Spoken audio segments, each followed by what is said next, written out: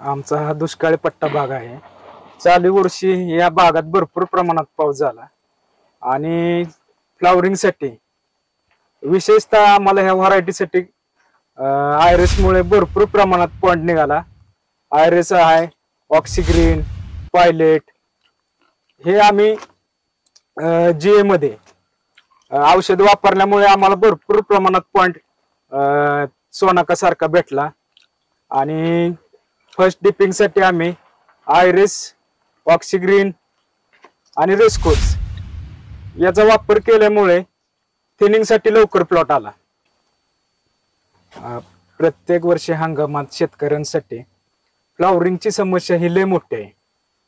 पावसाळा की गळकूच ही मोठ्या प्रमाणात होत होती.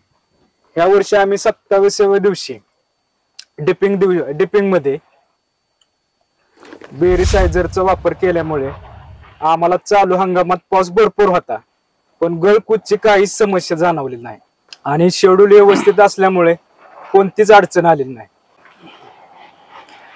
ह्या वर्षी बेरिसायझरचा आपण दरवर्षी वापर करतो. गेली 3 वर्ष, हे 3रं वर्ष आहे.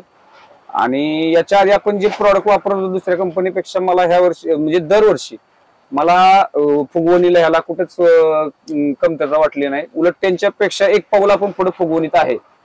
त्यानंतर अनेकांचं काय होतं की दुसऱ्या कंपनीचे जे प्रॉडक्ट आहेत जे वापरतात ते त्यांना समजा घड असेल ते डेटापासून वरच्या मण्यापासून ते खाली पाणी टच होईपर्यंत साधारणतः 15 दिवसाचा पिरियड जातो त्यांना. पण आपला साधारण 8 दिवसामध्ये माझ्या बागेत पूर्णपणे 100% पाणी खेळलं होतं. आणि आपण ह्या वर्षी जे आपलं नवीन प्रोडक्ट आहे बेरिसायझर बरोबर रिव्ह्यू वापरलं, त्याच्यामुळं मालाचं घर तयार व्हायला खूप मदत झाली. तसंच मालाला शुगर येण्यासाठी मदत झाली. त्या मालाची माल लवकर जो 10 दिवस आमचे 120 दिवस लागत होते, त्यावर्षी 110ला आमचा माल रेडी होता. म्हणजे आम्ही 110ला आम्ही व्यापाऱ्यांना देऊ शकत होतो. तसं दरवर्षी आम्हाला शुगर साठी आपण बेरिसायझर आणि सॉरी आपले स्वीटबेरी आणि ऑक्सिपोटॅचचा आम्ही याला एकच स्प्रे पडलेला आहे, कारण दुसरा स्प्रे टाकायची गरजच मला पडली नाही. आणि सगळ्यात महत्वाचा आमच्या ह्या अर्ली सीझन मध्ये एक प्रश्न आम्हाला भेडसावतो, तो म्हणजे फंगस. आणि फंगसचा प्रमाण आम्हाला या वर्षी सीएलओजीचा आम्ही योग्य पहिल्यापासून वापर करत आलेलो आहे. सीएलओजी मुळे कुठेही बागेमध्ये फंगस दिसला नाही. व्यापारी आला तरी व्यापारी असा गड बघून व्यवस्थित बघायचा कुठे फंगस आहे का काय, तर त्यांना फंगसच कुठे दिसला नाही आमचं. आणि शेवटी आम्ही 70-75 दिवसापासून टोटली रेसिड्यू फ्री टाईपच औषध चालू असल्यामुळं मार्केटला जेव्हा गेलं किंवा आम्ही स्वतः द्राक्ष खातो किंवा आमची मुलं खातात, आम्ही स्वतः खाल्ल्यामुळे काय होतं, बाहेर ही जी द्राक्ष तयार होतात ज्या आयडियलच्या शेड्यूल मध्ये आपण तुम्ही बघता, त्यामध्ये द्राक्ष खाल्ल्यानंतर म्हणजे समोरच्याला कुठल्याही प्रकारचे घशाचे असेल किंवा काय असेल अनेकांची तक्रारी असतात की द्राक्ष खाल्ल्यानंतर सर्दी होईल कसं. एक वेळ आमच्या इथं असा आहे की तो द्राक्षमणी खाल्ल्यानंतर तो कमीत कमी अर्धा घर तर संपवल्याशिवाय राहत नाही.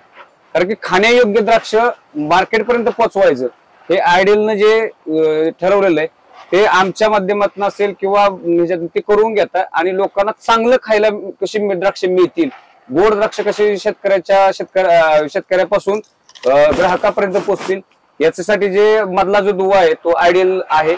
आणि जाधव साहेब असतील ते वेळोवेळी मार्गदर्शन करतात, जगताप साहेब येतात. पानदेट परीक्षण असेल किंवा लॅब मधून आम्हाला माती परीक्षणासंदर्भात असेल हे जे मार्गदर्शन वेळेत भेटतं.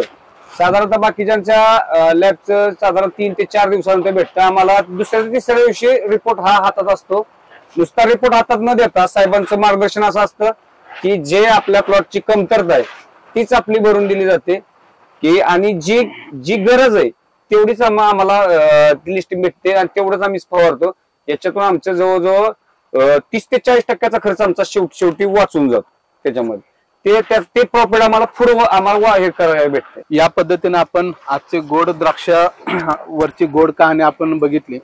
आणि ही कहाणी करत असताना सुद्धा आम्ही सुरुवातीपासून प्रतिकूल परिस्थितीमध्ये आयडियल फाउंडेशनला काम करण्याची संधी बरेचसे शेतकरी देत असतात.